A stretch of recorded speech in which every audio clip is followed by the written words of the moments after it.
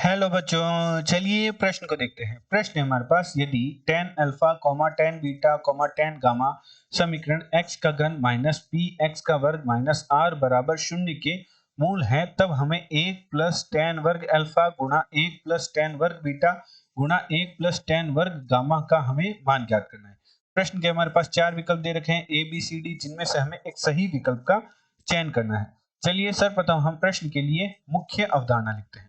मुख्य अवधारणा मुख्य अवधारणा में हम सर्वप्रथम देखते हैं कि यदि हमारे पास एक त्रिघात समीकरण दे रखी हो जो कि कुछ इस प्रकार है, ए एक्स का घन प्लस बी एक्स का वर्ग प्लस सी एक्स प्लस डी बराबर शून्य दे रखा हो और इनके मूल अल्फा बीटा और गामा दे रखे हो, तो मूलों का जो योग है alpha plus beta plus gamma वह हमारे पास बराबर होता है एक्स के वर्ग का गुणा, जो कि हमारे पास क्या है, x का वर्ग का गुणांक हमारे पास है b, तो माइनस b बटा a के बराबर होता है। एवं अल्फा गुणा बीटा प्लस बीटा गुणा गामा प्लस गामा गुणा अल्फा का जो मान है वह हमारे पास बराबर होता है x के गुणांक, अर्थात जो कि हमारे पास है c बटा a के। एवं तीनों जो मूल है उनका गुणनफल अर्थात अल्फा गुणा बीटा गुणा गामा का जो मान है वह हमारे पास बराबर होता है, जो हमारे पास d है, अचर पद है जो कि हमारे पास है d, तो माइनस d बटा a की। तो ये हमारे पास जो मूलों के लिए त्रिघात समीकरण है उनके मूलों के मध्य संबंध कुछ इस प्रकार होता है। एवं साथ ही साथ हमारे पास एक महत्वपूर्ण सूत्र है जो कि कुछ इस प्रकार है कि a का वर्ग प्लस b का वर्ग प्लस c का वर्ग, या हम कुछ इस प्रकार लिखें कि a प्लस बी प्लस सी के पूरे का वर्ग बराबर होता है a का वर्ग प्लस b का वर्ग प्लस c का वर्ग प्लस 2 गुणा ab plus bc plus ca के। इस सूत्र की भी हमें आवश्यकता होगी। एवं साथ ही साथ यदि हमने alpha plus beta plus gamma को हम कुछ इस प्रकार भी लिख सकते हैं, सिग्मा अल्फा, जिसका अर्थ क्या होता है कि alpha plus beta plus gamma ही होता है। और जो हमारा alpha beta gamma plus gamma alpha है उसे हम लिख सकते हैं सिग्मा अल्फा बीटा के, जो कि बराबर होगा अल्फा गुणा बीटा प्लस बीटा गुणा गामा प्लस गामा गुणा अल्फा के।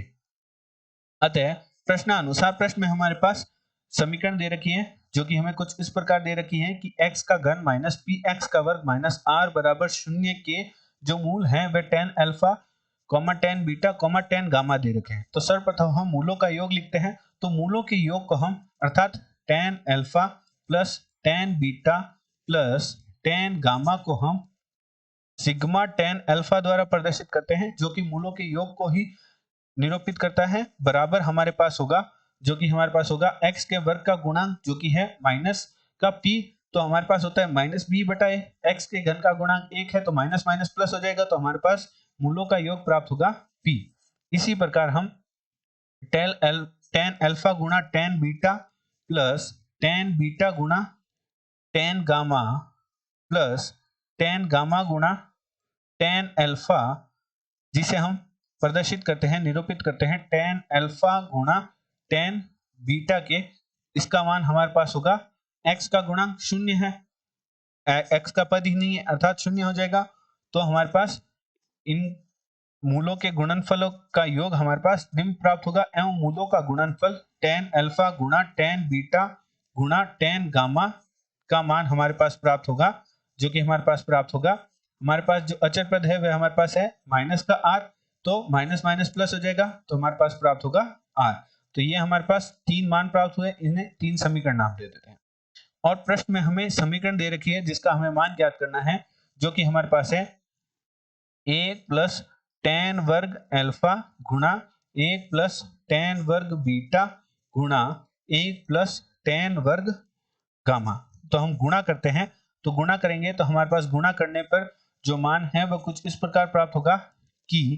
1 प्लस tan वर्ग अल्फा की गुणा 1 प्लस tan वर्ग बीटा के साथ करते हैं। तो सर्वप्रथम 1 प्लस tan वर्ग अल्फा प्लस tan वर्ग बीटा प्लस tan वर्ग अल्फा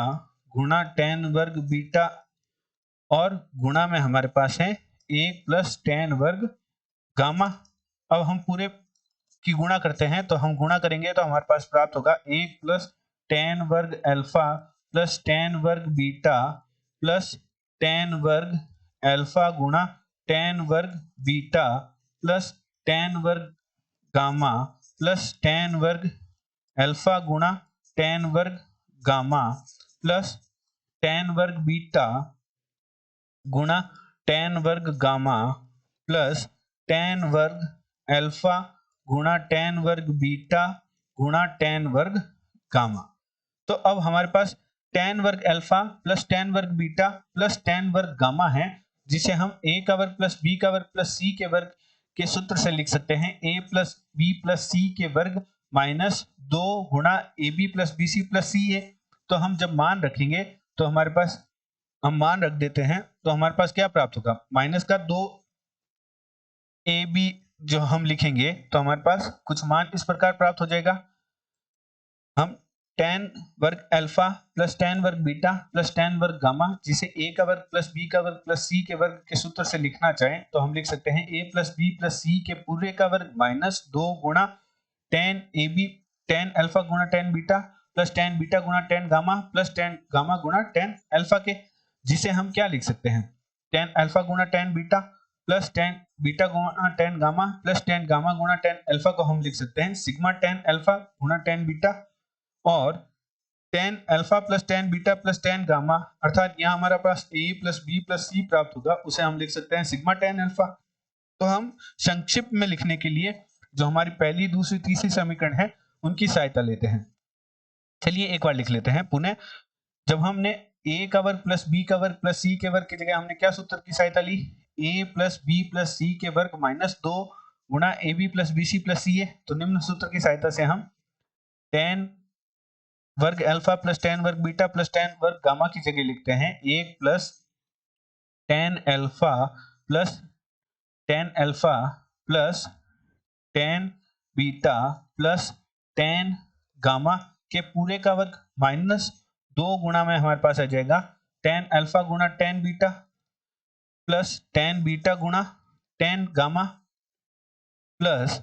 टेन गामा गुणा टेन अल्फा।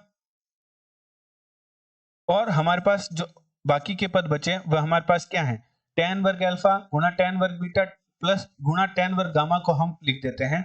टेन अल्फा गुणा टेन बीटा गुणा टेन गामा के पूरे का वर्ग। और हमारे पास जो बाकी के पद बचे वो कुछ इस प्रकार हैं,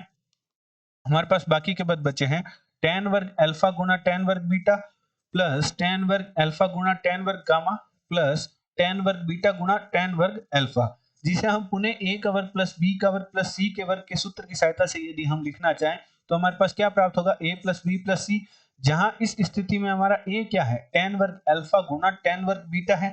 तो और b क्या है, टेन वर्ग गामा गुणा टेन वर्ग अल्फा और टेन वर्ग बीटा गुणा टेन वर्ग गामा है, वह हमारा c है। तो निम्न सूत्र की सहायता से हम संक्षिप्त में, अब हम संक्षिप्त में ही लिखते हैं, तो हमारे पास संक्षिप्त में लिखेंगे तो हमारे पास क्या लिखा जाएगा, संक्षिप्त में हमारे पास प्राप्त होगा जो कि है tan alpha plus tan beta plus tan gamma के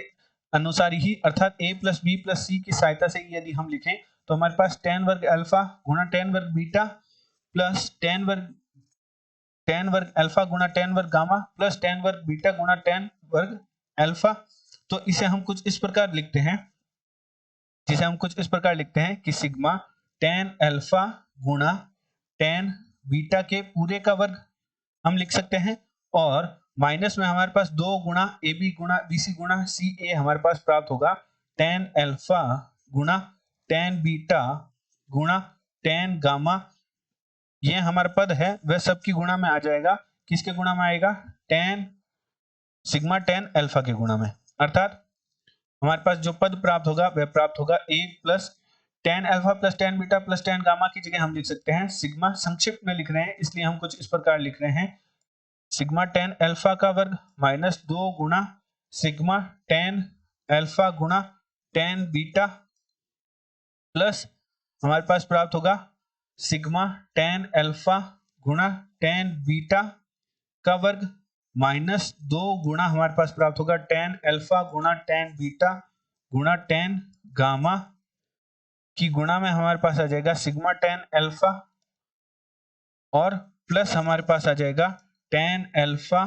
गुणा हमारे पास आएगा टेन बीटा गुणा हमारे पास आएगा tan गामा का वर्ग, ये हमारे पास प्राप्त होगा। तो अब हम मान रख देते हैं, हमारे पास समीकरण 1, 2 व 3 से हमारे पास सिग्मा टेन अल्फा गुणा टेन बीटा और टेन अल्फा गुणा टेन बीटा गुणा टेन गामा के मान हैं। तो हम मान रखेंगे, तो 1 प्लस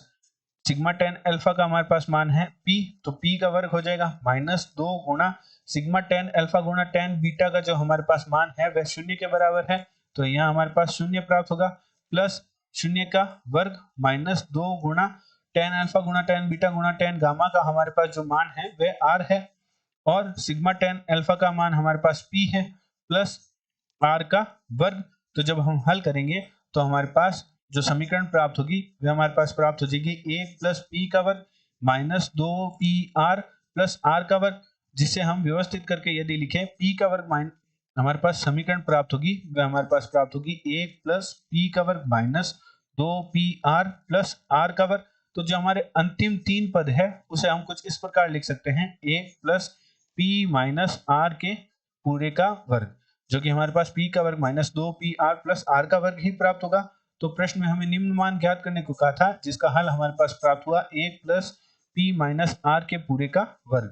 तो प्रश्न में जो हमें समीकरण दे रखी थी जिसका मान हमारे पास प्राप्त हुआ 1 प्लस पी माइनस आर के पूरे का वर्ग, अर्थात हमारा जो बी विकल्प है वह हमारे प्रश्न का सही उत्तर है। आशा करते हैं आपको प्रश्न का हल समझ आया होगा। धन्यवाद।